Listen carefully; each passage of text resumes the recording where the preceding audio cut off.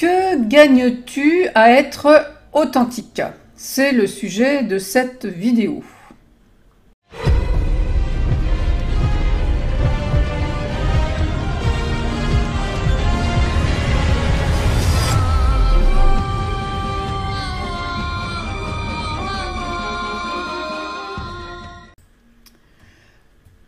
Je m'appelle Elisandre, je suis la coach des amoureux de l'intensité et de l'authenticité, ceux qui veulent s'éveiller à vivre l'aventure de leur vie sur le mode héroïque des contes de fées.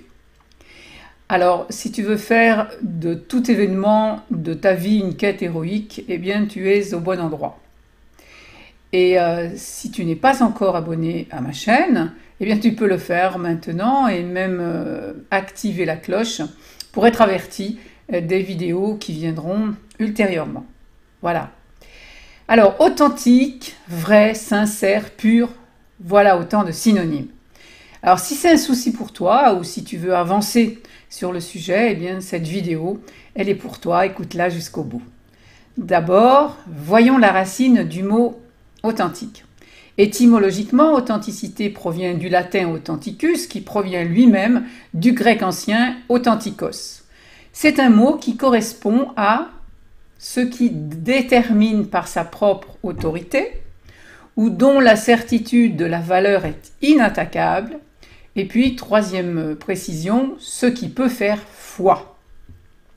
Alors, au vu de ces définitions, ne penses-tu pas que tu as tout à gagner à révéler donc cette qualité pleine de promesses, qui peut même d'ailleurs être une vertu, autrement dit une force intérieure.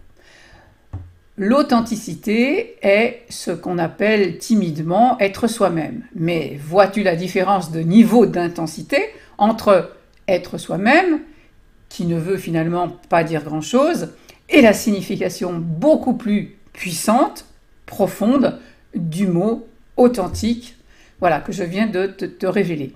Et surtout, donc, si tu es consciente du mot quand tu l'utilises, et puis aussi, encore mieux, quand tu le pratiques, évidemment. Les mots et la connaissance de leur vrai sens, de leur histoire, de leur famille de mots, de leur généalogie, donc de leur authenticité, autorisent ta propre vérité. Nous avons aujourd'hui une culture superficielle et inauthentique, justement parce que le vocabulaire s'est appauvri. Et le sens des mots, leurs racines, leur vécu, est insu. Quand un mot n'existe pas dans une langue, eh bien le concept qu'il représente n'existe pas non plus. Ou quand un mot a un sens trouble ou superficiel, l'attitude correspondante est la même. Ce sont les mots qui disent qui l'on est, ce que l'on fait, et qui racontent aussi notre histoire. Alors, il y a encore un autre synonyme à authenticité, c'est franchise. Être franc, c'est être libre, comme dans le mot affranchi, comme tu le sais. Alors, de quoi est-on affranchi quand on habite l'authenticité ou quand on la laisse nous habiter finalement, et nous habiller même, c'est-à-dire quand on en fait une habitude. Eh bien, on est affranchi de beaucoup de mensonges donc, et de faux semblants. On s'affranchit du regard de l'autre et aussi de son propre diktat. On s'affranchit de l'obligation de séduire et de porter un masque, et cela est déjà énorme.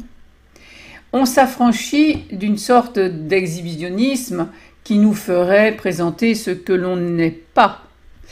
Et on s'affranchit même de l'inhibition, ce comportement qui fait, à l'inverse, que l'on garde tout en soi, comme à huis clos, pour se protéger des autres, en fait. Donc, tout cela, c'est déjà beaucoup et peut changer le cours d'une vie, en quelque sorte. Alors, quel pourrait être le résultat d'une décision ferme de devenir authentique? Eh bien, si on reprend mes arguments en faveur de l'authenticité, on voit que tu gagnes énormément à devenir une personne authentique. Tu gagnes en liberté, et cela n'a pas de prix, bien sûr. Tu gagnes en certitude, tu gagnes en valeur, et puis aussi tu économises beaucoup d'énergie, donc tu gagnes en vitalité. Car si on supprimait tout ce qui est factice, tout ce qui sert à mentir sur soi, de toutes les manières, quelle économie de moyens, ne crois-tu pas? Et enfin, tu gagnes en magie de la vie. Tu deviens carrément héroïque. Tu deviens un allié du vivant. Le héros est celui qui agit selon son cœur, donc de manière authentique.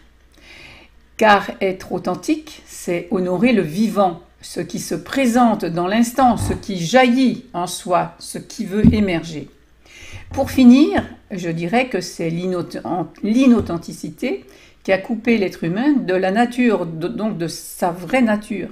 Ou à l'inverse, c'est en se coupant de sa nature qu'il est devenu inauthentique, qu'il a perdu sa pureté et sa liberté. Alors, convaincu de devenir plus authentique? Donc, je t'invite à t'exprimer dans les commentaires sur le sujet si tu le souhaites. Et puis si tu as apprécié cette vidéo, pourquoi pas de mettre un pouce en l'air. Si tu penses qu'elle peut, cette vidéo, réenchanter la vie d'autres personnes, alors partage-la. Enfin, pour toi-même, si tu veux aller plus loin, tu peux télécharger mon coffret 3 secrets pour vivre la magie de la vie. Voilà, un lien donc que tu trouves sous la vidéo. Et puis, il me reste à te dire à bientôt pour une prochaine vidéo.